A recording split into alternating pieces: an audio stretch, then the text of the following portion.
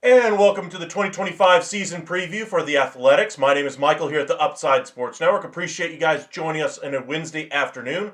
Hopefully you guys are having some fun out there, but baseball continues to march on. We march ever closer to the start of the season. Opening day is just a few weeks away, so without further ado, let's get into the 2025 season preview for the Oakland, formerly Oakland anyway, Athletics. I guess they're the Sacramento Athletics, but we'll see, how the season goes for them. But let's look at their season last year. Now, last year, the Oakland A's, anyway, finished the season with 69 wins, had a really strong offense in the second half of the year. That's where their team was really led by. That pitching staff really has a long way to go, though. They still have Mason Miller at the back half of that bullpen there. The first half of the year, he was great back there, but of course, punching a wall does not necessarily help him out in those regards. That's why the season, they finished underneath the 70-win plateau. So they made a lot of changes this offseason. Let's start to look at a few of those. Their roster, of course, looks really good on the offensive side of things. You got Butler, Rooker at the top. Rooker last year was a 5.6 WAR player, probably his best season of his career, probably his best season he'll have in his career. I'm expecting some regression there, but they do have some good young offensive pieces coming. Jacob Wilson, anyway, tore up AAA last year. I'm expecting him to have a strong season. Only played just a little bit of time last year. Did not get his really good foot in the door anyway, but at least got his feet wet more than anything else. But I'm expecting a bigger season from him. Some of the other pieces on this roster offensively, I think, are either A, going to wash out of this lineup, like a Seth Brown, kind of a 32-year-old veteran on this roster. I think this is not a long-term piece for the Oakland A's. They do have some younger options that will be coming up through the system that do look a lot more promising. The one thing this team does not really have is a wealth of pitching talent in the minor leagues. So that's why they had to go out in free agency and try to address that. Looking at the rest of their lineup, though, J.J. Bleday, a good option anyway in center, gives them about a 3-WAR player for them. They got 3 players offensively who are expected to be above a 3, and then you get Zach Geloff around a 2.8. I think that's primarily because of his defensive abilities. Shea Langeliers was supposed to be a better player than what he's shown to be so far, expected to be around a 2.5-WAR player. The rest of the lineup, you got Soderstrom, Geloff, Brown, Urshela, and Wilson. Again, I'm expecting Wilson to be a nice piece for them as well. And then I was going through their prospect list, and I just want to, before we even get to their prospects, I just wanted to point out one other one that I have my eye on. The only reason it popped out to me was because of the name. You'll notice down here it says Max Muncy, not the Los Angeles Dodgers Max Muncy. This is the Oakland A's or Athletics Max Muncy. He's a shortstop by trade, but looking at his numbers, just so you guys can kind of see, in Double-A last year, he would hit very, very well and acquitted himself well in just a few games anyway at Triple-A last year. I'm expecting him to hit the ground running at Triple-A this year and kind of go from there. But this is another player, offensive tilted player, that should be a nice piece for them. Looking at the rest of their lineup, though, their bench, you got Pareda as their backup catcher. Luis Urias gives them a nice backup catcher there, backup infielder there. Miguel Andujar, more of a corner outfielder at this point, and Asturi Ruiz has certainly seen his star fall over the years, but is still a really good speed guy for them. So not a bad lineup offensively. Honestly, this is a lineup that still should produce quite a bit of run support for a pitching staff that last year was not very good.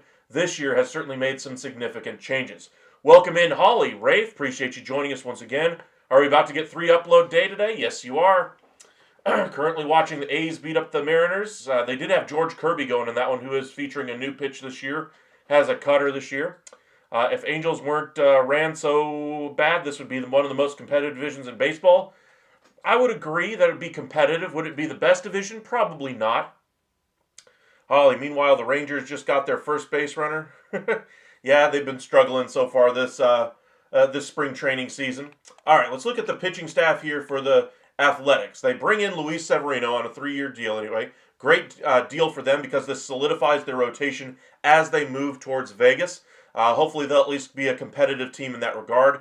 J.P. Sears was their best pitcher last year in their rotation. He now slides down to their 3 after they make the trade for Jeffrey Springs as well. Then you got Osvaldo Bido and Mitch Spence kind of rounding out that rotation. Those guys still very young in their development, though. Not expecting a whole lot of any of the holdovers from last year's rotation. But Severino and Springs, hopefully we get a 2-war season out of them. And this team can kind of hang around 500 for the first half of the year and then maybe fall back a little bit in the second half. So we'll see how this rotation really holds up. The bullpen, though, should be pretty good. Mason Miller as their closer, one of the best, if not the best, in the game when he isn't punching the wall. Jose Leclerc has shown the ability to close games, but when he's not right, he's given up walks all over the place, gives up home runs. When he is right, he's one of the most dominant relief pitchers there is.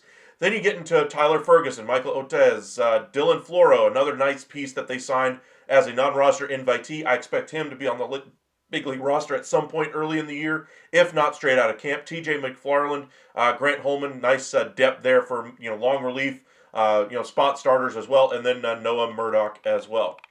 Injured players, Luis Medina, Ken Waldichuk, not expecting too much out of those guys as far as production, even if they were healthy. But Medina probably going to miss the entirety of the season this year. Waldichuk could be back, maybe in late September, but I doubt it because I think they'll be out of playoff positioning, and so why push him back for that start date? The only reason I see that would be kind of like what Texas did with Jacob deGrom last year, just to get him healthy, get a few starts in him, and then let him go into the offseason with a normal training regimen. So that'd be the one way that they probably bring him up late in the season. But other than that, not too much to speak of on the injury front. So bullpen should be pretty good. Shorten that game down for some of those younger starters at the back half of that rotation.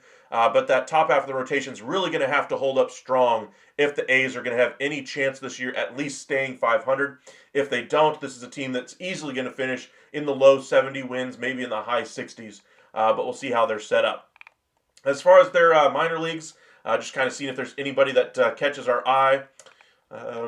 Nobody really there that's going to break through. Nick Kurtz, one of their top prospects, non-roster invitee. I believe he's in their top 3 prospects, maybe top 2 out of their farm system right now. He should be on the major league roster late in the season as a late season call-up right now. Nobody else at second base. Davidson, I suppose, could be a bench piece for them later on, but I doubt it. And then, of course, Max Muncy's the non-roster invitee. I think he's got a good chance to be on the major league roster. Not this year, but next year. Probably gets a taste late in the season. And if they're anywhere near contention, he could be a nice shot in the arm for them late in the year. Outfielders, nobody really here to write home about. Trying to stay in the major leagues at that point. Starting pitchers, Gunnar Hoglund, who's been at the major league level a little bit over the last couple of years, or could be at the major league level this year anyway. Let's see here. Trying to see if anybody else makes some sense for them. Nobody really out of that group really inspires any confidence for me. Let's go to the bullpen. Usually you can find a guy or two. C.D. Pelham, I remember him. Ben Bowden, remember him.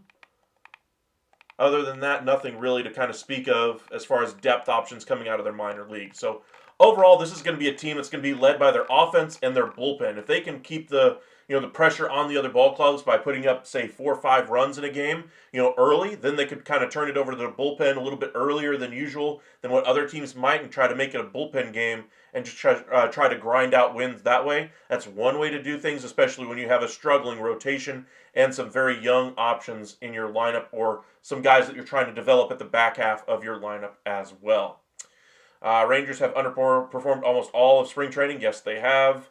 I think Eovaldi went 3 innings today, gave up 3 hits and a run, 3 strikeouts. Not bad. You just want to make sure he's healthy coming in and out of those starts. I'm not really worried about performance for Eovaldi. I'm not too worried about the offensive performance either. However, I do want to see Jonah Heim get a little bit more productive as we get towards the close end of spring training. So hopefully this is just shaking off the rust, that kind of things, picking up the speed of the fastball, getting that bat speed up in spring training. Hopefully those are more of the issues that we're seeing, just getting loosened up and, getting ready, stretched out, those kinds of things, rather than something more indicative of bigger problems for the Rangers there. Rafe, their top 3 starters are actually really solid in my opinion. I like their top 2. JP Sears anyway, is a solid number 5 to me. I don't see him as a top 3 starter, and that's what they're going to rely on him as. Rafe obviously could be a lot better, but really some decent guys, if they had a true ace, would look a lot better. True, I'll agree with you on that one. Would it be fair to say the A's have some really solid guys to build around, just don't have a good-looking depth? I would say they have some really nice options at the top. Rooker is going to have his status really fall over the next couple of years. I do not think he'll be able to replicate what he did this past season offensively, and I thought they should have traded him at that point. Now, they were able to get him on a really nice contract, though. I think the ability to sign him at that very reasonable number keeps him in Oakland, or now in Sacramento at least for the foreseeable future. I don't see them moving on from him. Offensively, like I said, they got some good young pieces coming, but on the pitching side, they really have nothing, and I mean nothing to show for it. Their farm system is pretty much devoid of pitching talent. They've tried and tried and tried, and none of it's really worked. That's why they had to go out there and bring in a Severino, go out there and bring in a JP Sears. Looking at their prospects, kind of flip over to the prospect status once again. Jacob Wilson is expected to be at the major league level, day in, day out this year. Nick Kurtz, number 2 last year. And then, of course, you get into some of their other position player pieces that they can use. But nobody really on the pitching side is really lighting the radar gun or anything like that. So leaves a lot to be desired on the development side, on the pitching side for the A's. Looking at the top 100 for the A's this year, the only 2 guys that are there, Jacob Wilson, again, in the top 40, is going to be on the Major League roster this year. And then Nick Kurtz, just kind of show you where he is. He was a former first-round pick last year, number 4 overall. And last year, he had knocked the cover off the ball at his first stop, and then in Midland.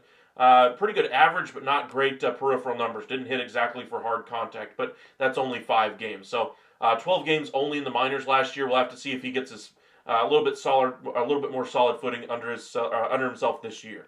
Overall, I'd say this is a good team. I'd say a good team as far as developing offensive talent. Their calling card used to be developing pitching, and they haven't done that for a significant period of time.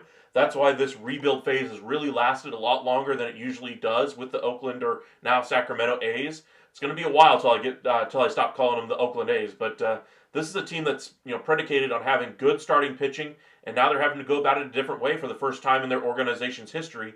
And it sounds like they might finally be turning the corner as far as figuring out the offensive side and the bullpen. But again, the starting pitching still leaves a lot to be desired. So as far as the holes on this roster, still in the pitching staff, they still need to spend a little bit of money. Let's look at their payroll here, just to kind of show you where their money is being spent. You'll notice the top 3 deals here, top 4 deals, 5 deals, are all free agent deals or extensions that were done or trades that were made this offseason to really get that number up. Looking at their payroll from last year, they were only at $63 million. For luxury tax purposes, let's go ahead and scroll all the way down here. For luxury tax purposes, with incentives and with arbitration guys, they functionally are going to have a $106 million payroll for luxury tax purposes.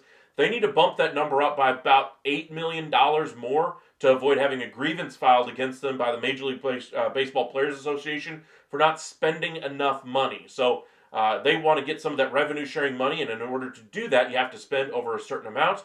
And right now, they're not in compliance with that. I still think they'll add some payroll here. I think they'll take advantage of the market here, maybe even go after David Robinson and really make that bullpen a strength for them. I think a piece like that would probably come at the cost of around $8 million. Not saying he would go there, but I am saying a piece like that would really strengthen the part of the ball club that could make that bullpen a real meaty, part of their roster, to where they could, get through some of the issues that they have in that starting staff. On the starting pitching front, maybe they're the team that's going after Jose Quintana. I doubt it, but it sounds like Quintana is going to be signing at some point soon.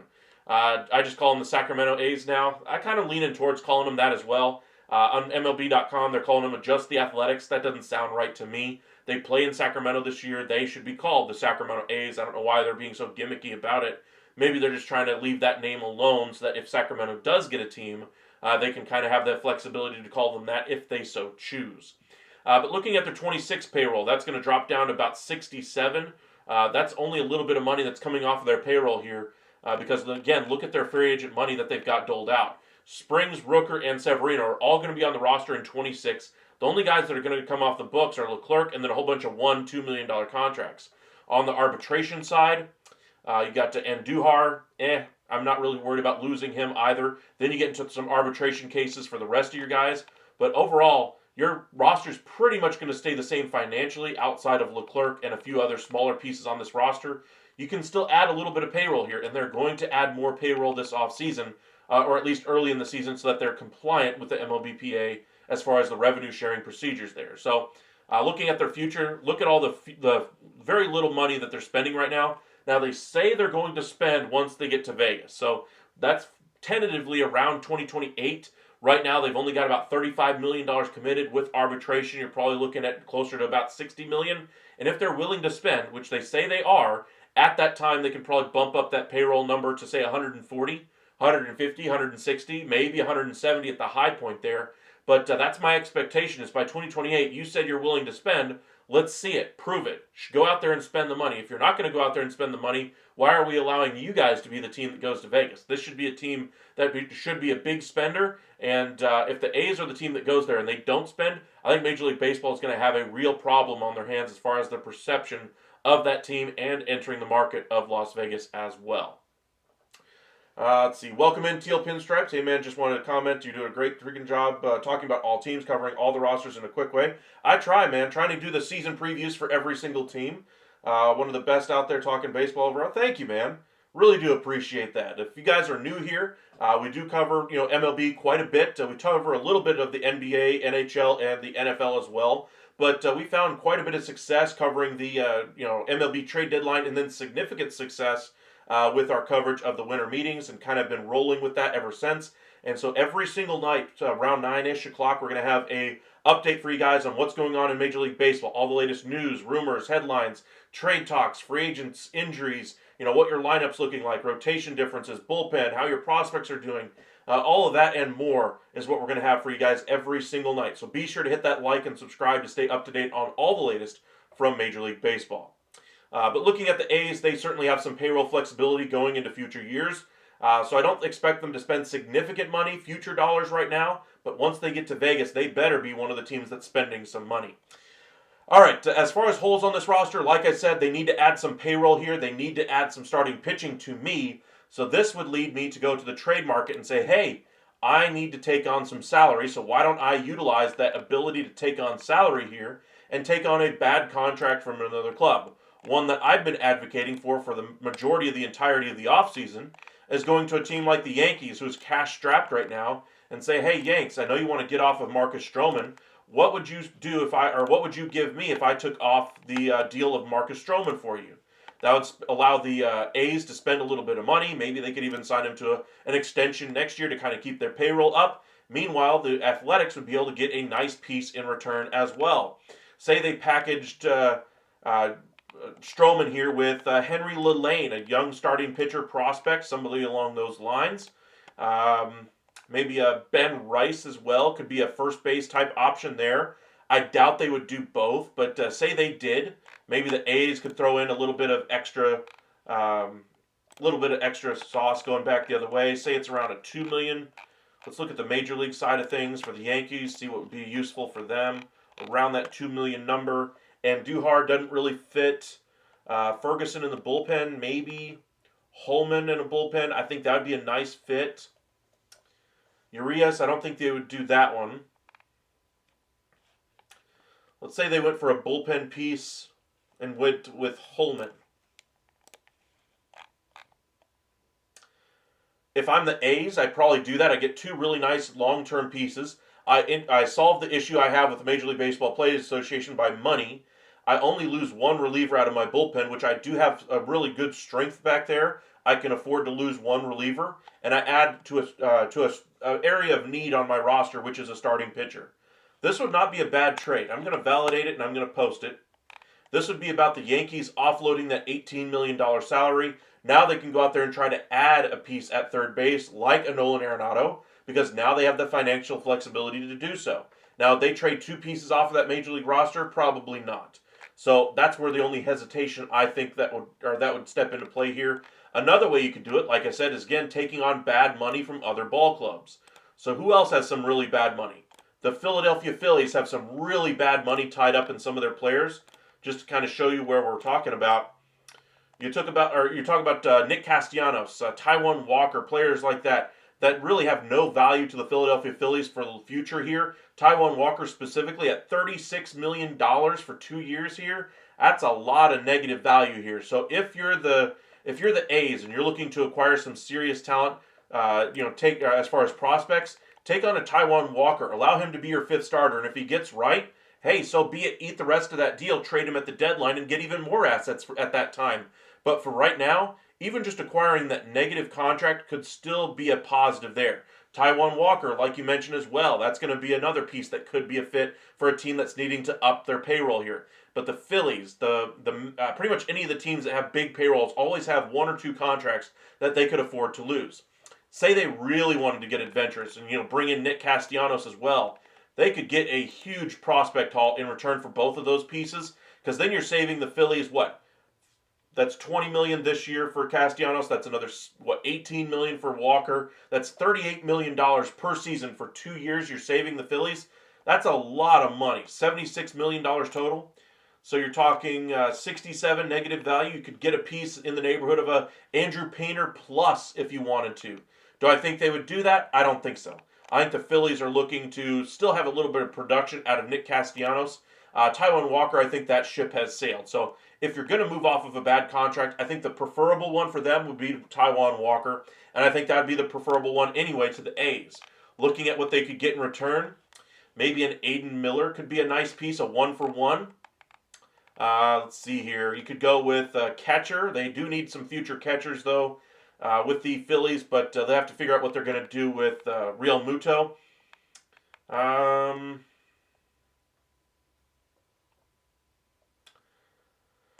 You could get a starting pitcher like Ranger Suarez. I don't think they would take that type of a piece off of their Major League roster, though. I'm going to go ahead and trade the young catcher to the A's. Crawford would be a tough piece to include in this deal as well. Moises Chase, maybe.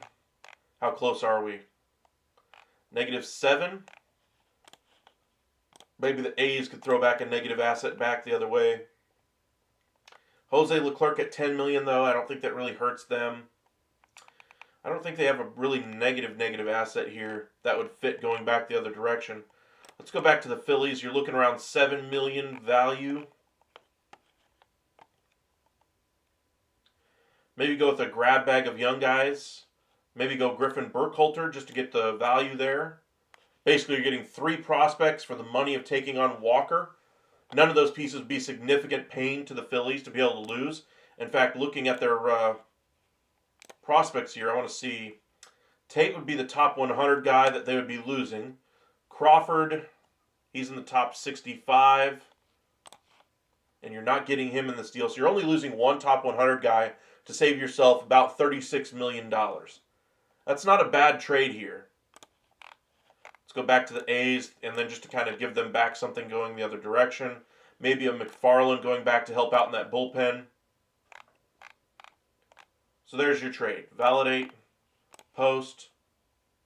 Again, it's, the A's would be a great place to take on some money here. Like you mentioned there, Teal Marte from the Mets would be another fit. However, the Mets have said they're willing to take on the entirety of that money for Marte just to ship him off the roster if they can get a decent middle relief option back in return as well. Other teams that are, I think, in a good position to go out there and try to capitalize on teams that have really bad contracts on their books anyway. The Los Angeles Angels should be thinking about things like this. The Marlins should be doing things like this. Teams like that should be utilizing the budget that they have and try to bring in negative assets that are attached with positive ones to kind of rebuild their farm system. And that's the way I think that these teams should be going about trying to acquire more talent from other ball clubs. And if that bad asset turns into a good one for you, even if you eat the entirety of that deal for Taijuan Walker and he turns into a number 4 starter, a guy who's healthy enough to eat some innings, that's a valuable piece for a ball club that might be needing some starting pitching, in the month of August and September. If they just need to get by for a month or two, maybe they'd give you a top 20 prospect out of their system. Could be a fit, for now at the before we get to spring or before we get to opening day, and for trade later down the road if they decide to eat the entirety of Taijuan Walker's money, just to allow them to get additional assets by trading him again at that point. Kind of think of this as a trade in the NHL where you see a 3-team deal. I remember this at the trade deadline. What was it, last year? The Dallas Stars acquired defenseman Chris Tanev from the Calgary Flames, or excuse me, this offseason anyway, where the Stars traded Chris Tanev to the Toronto Maple Leafs anyway, where some of the salary was retained by the New Jersey Devils, I believe, because they had the space to be able to do it. They didn't get any benefit out of the player, but they took the benefit of the money being spent on the deal and acquired draft picks for taking on some of that salary in that deal. For Major League Baseball, think of this equivalent here, where you're taking on the bad contract, you get the value in the prospects for taking on that bad contract, and now if you're willing to eat the salary on it, now you can take that bad deal, eat it yourself, and let the player stand on his own, and whatever value he has on the field, you get the value for him from another club. That'd be something I could see them trying to do with the Taijuan Walker or whoever they ultimately bring in. But like I said, holes on this roster to me are, one, just upping their payroll just a little bit so they're compliant with the MLBPA, and two, in that starting rotation. They need more depth there more than anything else. As far as where do they finish next season, I don't expect them to be a big improvement from where they were just because they still have more holes in that rotation to me, but I do think they're a better team than the 69 wins that they had last year. Do I think they reached the 80-win plateau? Unlikely. I think more likely you're looking in that 75 to 77 win threshold and having that offense really produce for the entirety of the season. Again, expecting some regression from Rooker, but it should still be a good offensive ball club. The bullpen should be able to win a few more games for them. When the starting staff doesn't really have it, they can go with more of a bullpen day if they need to, because they have a really nice bullpen back there. But again, I'm looking 75 to 77 wins. I still think they're probably going to finish in that 4th-ish role in the division. We'll have to see how the rest of the division really stacks out. But I would say the Rangers, Astros, and Mariners easily above them. Angels, to me, are a ball club that's very comparable as far as skill level, but I just think the Angels are probably a tick behind. So I'd say that A's probably finish in the 4th spot in the AL West. Expectations for their roster, I would expect them to try to trade some of those valuable bullpen pieces at the deadline, and I expect them to try to add some more salary before we get to opening day or early in the season as well, so that they can become compliant as well. Maybe they could even capitalize on the value of a Mason Miller. He'd be their best trade asset right now. I think that'd be a good one for them to try to move on from as well. But as far, are they going to be in there for any big names at the trade deadline, or if they're having a really great season and for some reason they second in the division for whatever reason, do I think they'd make any additions that would really help out this roster? Probably not. Appreciate you joining us. Welcome back, Jonathan. Been a minute since I've seen you. As far as the grade for this ball club, I'm going to go ahead and give them. I'll give them a B-, just because I think they still need to spend more money. Their shopping is not done. They've done a nice job solidifying the top 2 in the rotation, but they need more depth in that rotation. They haven't done enough.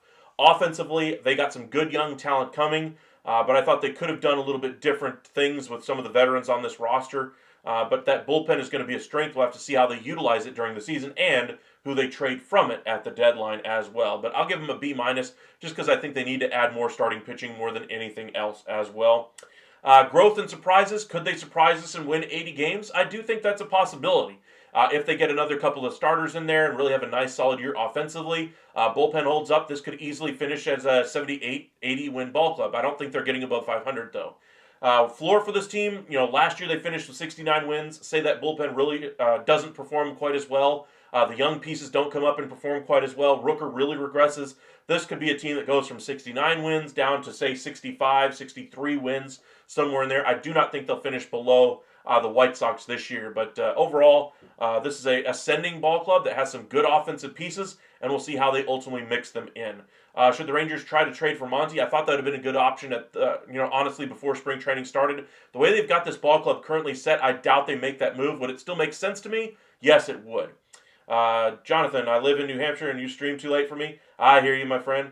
I do stream late over the last couple of weeks, so I'll try to get a little earlier as we go down the next couple of weeks for you, so you can get a little closer to the 9 o'clock window, maybe even a little bit earlier than that for you. But thank you for joining us this afternoon. Appreciate you. But again, ceiling for me for the A's, you're looking 80 wins at the absolute pinnacle of what they could possibly be. On the low end, you're probably looking in that 65 win threshold. But I'm going to go ahead and say they finish somewhere in that 75 to 77 win threshold because of what they've done. Keeping that offense together and adding to that starting rotation. Bullpen looks solid, so I'll say between 75 and 77 wins, winning in fourth place in the AL West. All right, appreciate you guys joining us. We'll have another live coming up here fairly shortly, probably around the 4:30 hour. We'll go ahead and do the next one. That one will be the Los Angeles Angels. So kind of get the bottom two in the division for the AL West. Try to keep that division going as well. But again, we'll probably make a couple videos in between and maybe post those later today or early tomorrow as well. But trying to get a lot of content for you guys ready for the MLB season. And then as we get closer to the start of opening day, that's where we're going to have a lot more content as well. You've seen the Rockies pitcher celebrate by jumping and doing a dance? I did not. I got to look that one up. I'll do that in the intermission here in just a few minutes. But appreciate you guys joining us. As far as the Oakland A's go, I think they're a good ball club. Looking at their roster again, Butler I think is a very good ascending player. Could be a star for them. And then Jacob Wilson I have really strong hopes for this year. I'm hoping by the end of the year they can probably have him in the 2-hole with Rooker hitting 3, Blade 4, Langeliers 5, and so forth and so on. That's kind of my hope for this team, is that Jacob Wilson hits the ground running. And then late in the year, the Max Muncy, not from the Dodgers, but the prospect Max Muncy for the A's gets up and gets a nice debut, start to his career at the major league level as well. Alrighty, appreciate you guys joining us. We'll be live again here in about an hour with the Los Angeles Angels 2025 season preview. This has been your 2025 season preview for the Athletics. If you want to hit that like and subscribe, we'd greatly appreciate it. Follow us on X at UpsideSN and on Facebook at Upside Sports Network. Y'all have a good one. Stay safe out there, everybody.